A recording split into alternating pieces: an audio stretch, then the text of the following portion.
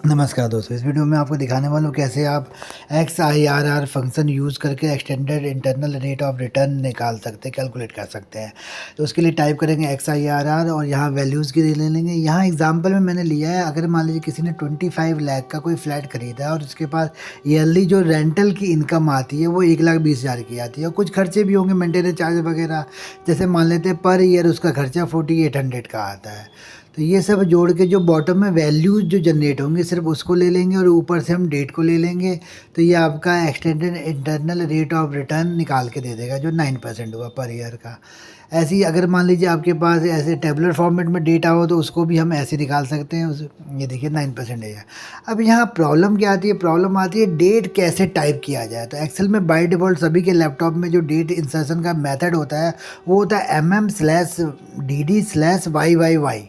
ये देखिए मैंने टाइप किया 4 अगस्त 2025। तो ये इंसर्ट तो हो गया यहाँ पे, लेकिन प्रॉब्लम क्या है? तो 4 अगस्त है कि नहीं है? चलिए इसको हम चेंज करते हैं लॉन्ग फॉर्मेट में। ये देखिए वो क्या हुआ था, 8 अप्रैल हो गया था। इसने मतलब क्या किया, पहला वाला जो करेक्टर था वो उसने डेट के लिए नहीं मंथ के लिए लिया उसने।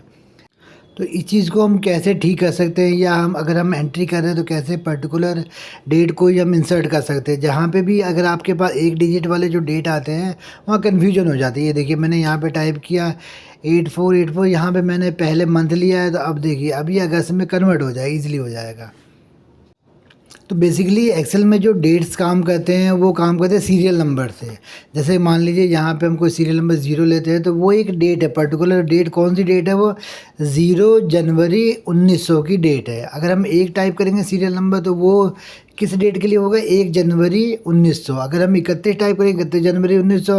अगर हम 32 टाइप करेंगे तो 1 फरवरी 1900। ऐसे ही करके वो सीरियल नंबर बढ़ता रहता है। तो अब देखिए, अब मैंने यहाँ पे टाइप किया था 14 स्पेस अगस्त स्पेस 2020।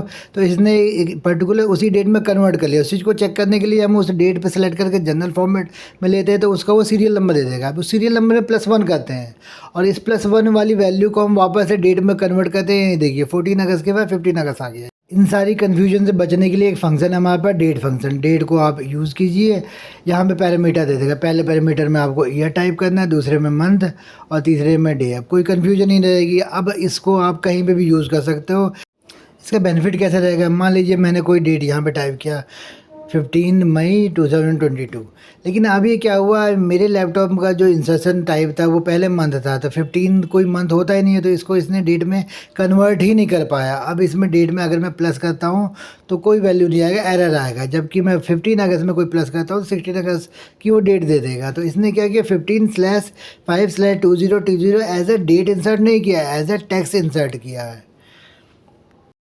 आप इस डेट फंक्शन को किसी भी फंक्शन के अंदर पैरामीटर में पास भी करा सकते हैं। जैसे मैंने एक्रूड इंटरेस्ट फंक्शन में यहाँ डेट पास कराया है। यहाँ पे अब आ गया इशू डेट, तो यहाँ 1 मई 2020 की डेट दी, फर्स्ट इंटरेस्ट डेट फिर 1 मई 2020 की ही दिया।